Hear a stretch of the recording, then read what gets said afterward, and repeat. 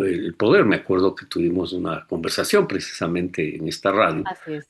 contigo sobre el tema días antes de la posesión del presidente Noboa, cuando tenía todas las posibilidades de convocar a la constituyente y además porque él en la campaña electoral se había comprometido a ello. Incluso dijo que uno de sus primeros decretos sería la convocatoria a una consulta popular para que decida el pueblo ecuatoriano si quiere o no una constituyente. Lamentablemente los tiempos no son los mejores para él. Ha cometido errores políticos complicados. Uno es el que llevó a que la ciudad de Cuenca y gran parte de la SUAY se manifiesten contra la minería en la fuente de agua de la ciudad, en la que alimenta los cuatro ríos de Cuenca, de Quinzacocha. Pero además de eso, creo que el aumento del precio del diésel, el aumento del impuesto al valor agregado, también le pasan factura. Creo que no es el mejor momento, además porque hasta el momento no se ha debatido el fondo del problema.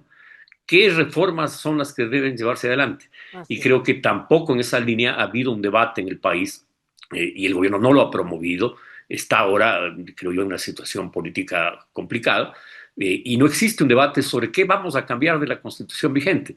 Existen grandes lineamientos, ni siquiera diría lineamientos, sino ideas de qué hacer, pero no existe realmente un debate serio, profundo, sobre qué necesita el país y qué acuerdos podemos llegar los ecuatorianos en un pacto social hacia futuro, contar y construir una constitución de consenso.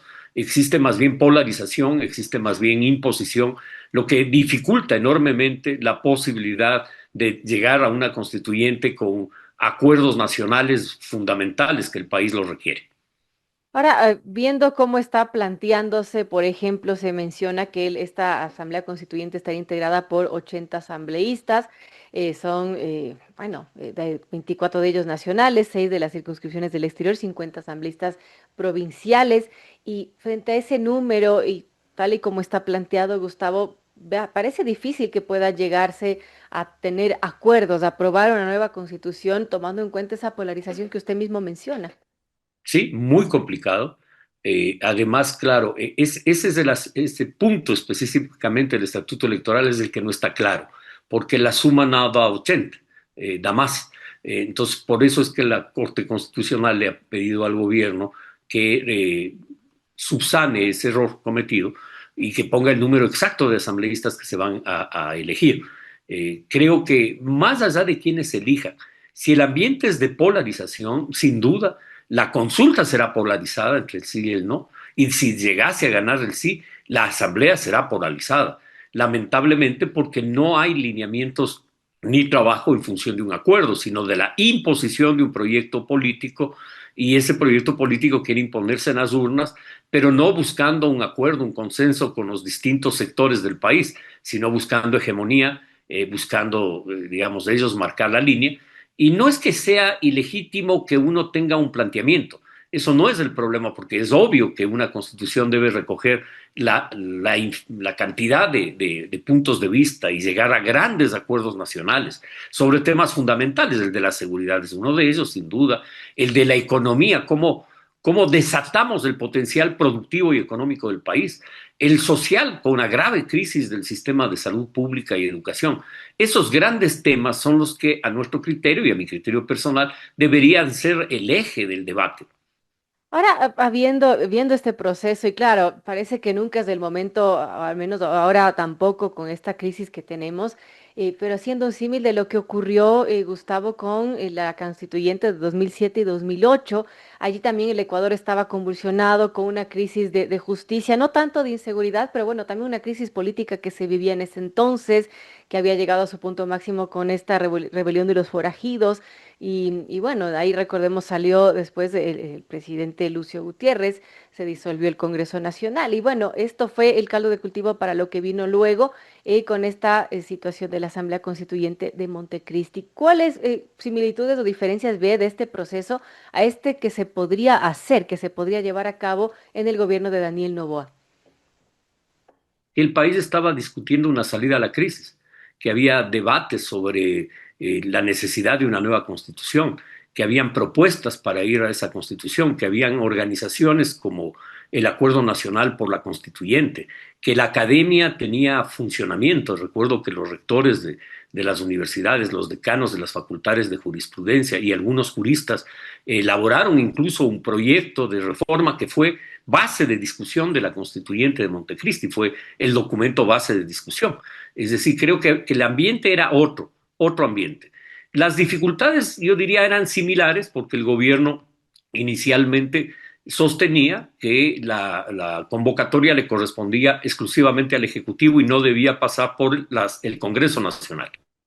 Claro. Ah, El, bueno, el Tribunal Supremo Electoral de entonces dijo que no, que tenía que pasar por el Congreso Nacional y fue el Congreso definitivamente que aprobó que se convoque a la constituyente y finalmente el expresidente Correa mandó la convocatoria y fue convocado la consulta popular. claro, ahí podemos encontrar Entonces este creo que ahí debate hay, que tuvo el hay fin de semana, ¿no? algunas diferencias. Claro, ahora el debate del fin de semana, que bueno, ¿Cómo? el debate que se dio el fin de semana, que felizmente se subsanó, era que el presidente podía o no convocar directamente, pidiéndole al CNE que llame a esta consulta. Ah, hay quienes creen que no, otros creen que, bueno, es democracia directa. ¿Usted cómo vio ese momento que, no, que también tensó la cuerda con la Corte Constitucional? Complejo porque el presidente debió siempre mandar a la Corte Constitucional las preguntas para que ésta las estudie y haga su dictamen.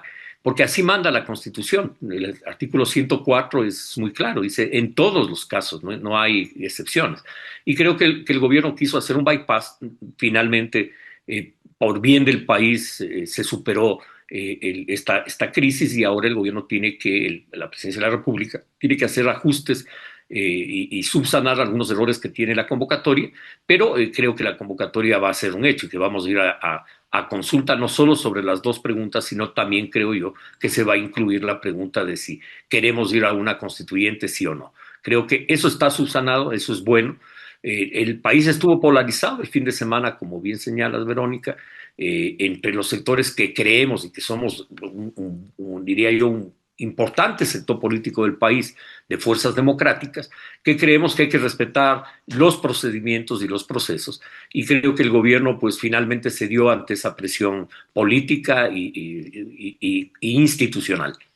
Antes de pasar con Andrés, Gustavo, bueno, ahora, claro, se están subsanando temas de forma, pero lo que nos importa en realidad, como usted mencionaba, es el fondo. ¿Y qué queremos de esa constituyente? ¿Qué queremos de esa nueva Carta Magna? ¿Y qué no queremos? Porque también muchas cosas que están en la Carta Magna de Montecristi, pues resultaron temas que no fueron buenos para el país. ¿Cuáles cree que son ellos y que ya no debería tener esta nueva constitución, por ejemplo? Yo creo que hay que eliminar el Consejo de Participación Ciudadana. Creo que hay que tener una bicameralidad que permita que el Senado sea el organismo que designe por concurso a todos los organismos del Estado, como hoy lo hace el Consejo de Participación Ciudadana. Creo que es importante la eliminación del Consejo de la Judicatura. Hay que darle a la Corte Nacional de Justicia la calidad de Corte Suprema de Justicia. No puede la justicia estar subordinada al organismo administrativo como ha sucedido en estos años, con todos los escándalos de presión del Consejo de la Judicatura sobre los jueces. Creo que eso es un cambio en materia de independencia de las funciones del Estado que es fundamental para fortalecer la institucionalidad. Creo que hay otros cambios en materia de política económica, del modelo económico. Creo que el modelo económico que está y el modelo de administración del Estado es un modelo burocrático centralista y creo que hay que ir hacia un modelo donde el Estado se subordine a la ciudadanía y no al revés, no el ciudadano en función del Estado. Creo que es importante abrir la inversión. Creo que es una falencia de la Constitución actual, las limitaciones que existen para la inversión. Lo vimos en el caso de la electricidad del año pasado con la crisis eléctrica, que no está superada, que requiere inversión. Y cuando el Estado no tiene inversión, lo que hay que hacer es concesiones. Y en ese sentido creo que la Constitución actual pone trabas y creo que necesitamos una Constitución que libere de esas trabas al país. En la parte social, creo que la Constitución vigente plantea el tema de la salud pública, es esto más que un tema jurídico o político, es un tema de ejecución del Estado. El Estado no ha cumplido con el pueblo ecuatoriano, con el país entero, en tener un sistema de salud pública de calidad. Creo que este es un tema también que va a ser un tema de debate para el país, sea en cualquier escenario que venga. Andrés. ¿Qué tal, Gustavo? Qué gusto saludarlo. Y concuerdo plenamente que Buen esos día, son Andrés. temas que se necesitan reformar en la Constitución, pero dos preguntas. Uno, ¿qué nos hace pensar que con la polarización del país, que con cómo han salido las anteriores elecciones, que con cómo está conformada la Asamblea, vamos a tener constituyentes que estén dispuestos a dejar esos sesgos ideológicos atrás, uno, y que se construya una mayoría fuerte de consenso nacional? En este escenario de polarización, tal vez terminamos con una constitución aún peor que la que tenemos. ¿No opina lo mismo? Así es, Andrés, comparto tu criterio. Creo que es así. Creo que estamos en un momento complejo, muy polarizado y con las ideas con la falta de ideas de qué plantear. De la falta de ideas me refiero del gobierno, de los proponentes de la constituyente, que no nos plantean ninguna opción. Creo que una constituyente seria se debe manejar en grandes acuerdos nacionales y esos acuerdos hay que tejerlos antes de convocarse a la constituyente. El gobierno en estos meses debió tener mesas de diálogo con los sectores productivos, con los sectores sociales, con las organizaciones indígenas, con la academia, con las universidades, con las fuerzas políticas, es decir, un diálogo nacional para precisamente entender que una constitución no es la imposición de unos sobre otros, sino la expresión de grandes acuerdos nacionales. Y lamentablemente el escenario actual no posibilita, no permite esos grandes acuerdos nacionales. El gobierno no está interesado en eso. El gobierno, pese a que muchas fuerzas sociales y políticas le apoyamos en la segunda vuelta electoral, nunca ha dialogado. Desde que ganó las elecciones no ha abierto jamás la puerta del diálogo con los sectores sociales y políticos del país, que nos expresamos a favor de él contra el modelo autoritario que expresó Luisa González o que expresa Luisa González y el correísmo.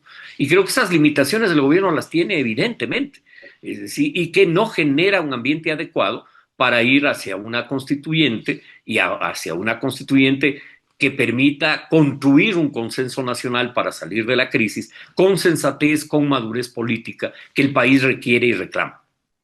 Sí, el tema es que el riesgo es muy alto y realmente no sabemos si la Constitución va a ser la herramienta que tengan los ciudadanos de pie para mejorar su vida. Usted sabe que República Dominicana tiene 32 constituciones, Venezuela 26, Haití 24, y que en cambio países del primer mundo como Estados Unidos, Canadá, Bélgica, Italia, Holanda e incluso Gran Bretaña, que no tiene una constitución, son quienes no han reformado nunca su Carta Magna. Entonces, ¿será que la solución es reformar nuevamente la Constitución? Yo sé que hay muchos vicios de raíz en esta constitución, como el tema del Consejo de Participación Ciudadana y la estructura misma del Estado, como la bicameralidad que usted propone, pero ¿es esa la solución para el ciudadano que lo que quiere es salud? Yo creo que eso ayuda, no resuelve el problema. Ayuda a resolverlo, le da al país institucionalidad y estabilidad. Le daría, porque en las circunstancias actuales, y coincido con la apreciación tuya, no existe posibilidad de estabilidad, porque lo que existe es confrontación, y el gobierno simplemente dice que no tiene interés en dialogar. Entonces, no es el momento como para, ni hay un liderazgo que diga vamos a construir una constitución para el futuro, con grandes acuerdos nacionales, como debería ser. Los países que tienen estabilidad tienen grandes acuerdos nacionales. Un país que no tiene grandes acuerdos nacionales lo que tiene es la imposición de un modelo político sobre otro modelo político y eso siempre es coyuntural, depende de quién está al mando. Y eso dura 8 años, 6 años, 10 años, 20 años, pero no te genera estabilidad en el largo plazo. Y lo que requiere el país es estabilidad en el largo plazo.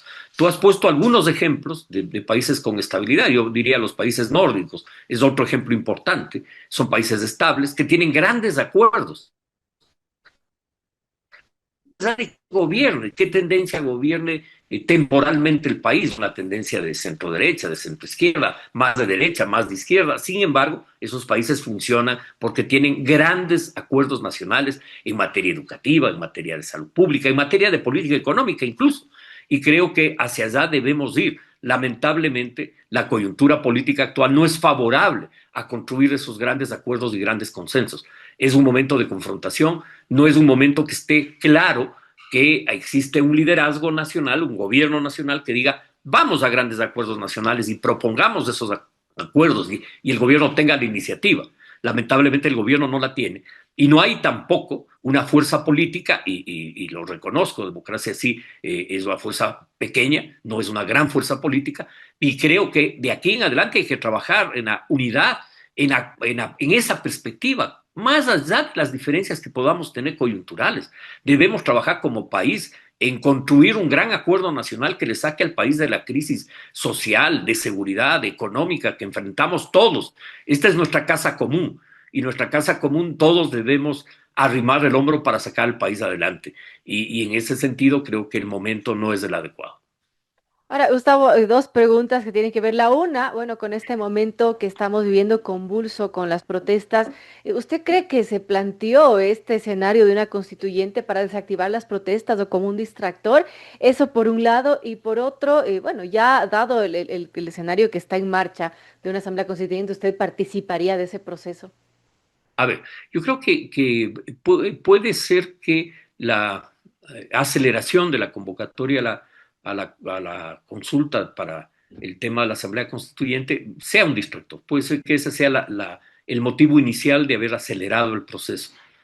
Sin embargo, creo que el distractor se convirtió en un elemento político adicional al elemento de la crisis por la subida del diésel y las manifestaciones que hoy vive el país en estos días. Y además de eso tenemos un elemento adicional, que es la marcha de Cuenca, que nos demuestra que sí hay temas de unidad, que un pueblo sí se puede unir, en este caso, frente a la minería en una fuente de agua, que además la Constitución y la consulta popular del 19 prohíbe la minería en fuentes de agua. Además que esa ciudad votó el 83% de los cuencanos porque no exista minería en la fuente de agua de la ciudad. Creo que ese es un elemento adicional. Es decir, creo que hay tres elementos, tres temas fundamentales que hacen que el gobierno tenga enorme dificultad de lograr una mayoría y un consenso.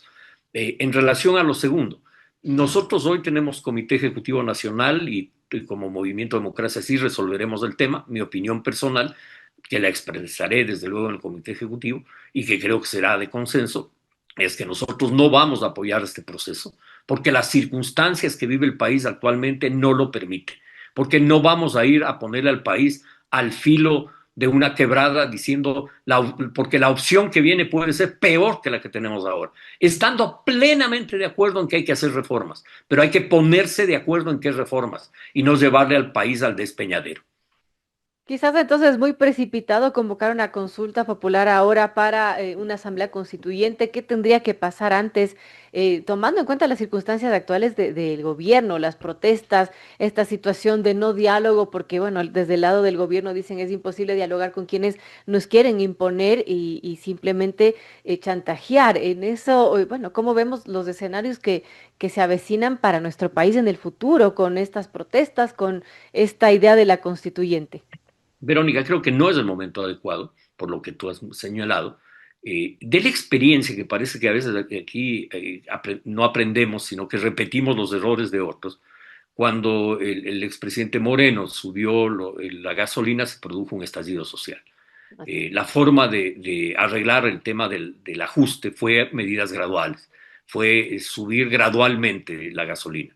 El presidente Lazo tuvo que hacer algo similar y creo que los dos intentaron alzas de shock y creo que el aprendizaje es obvio. Las medidas de shock, generan enfrentamiento. Hay que ir por medidas graduales, más sensatez, eso es.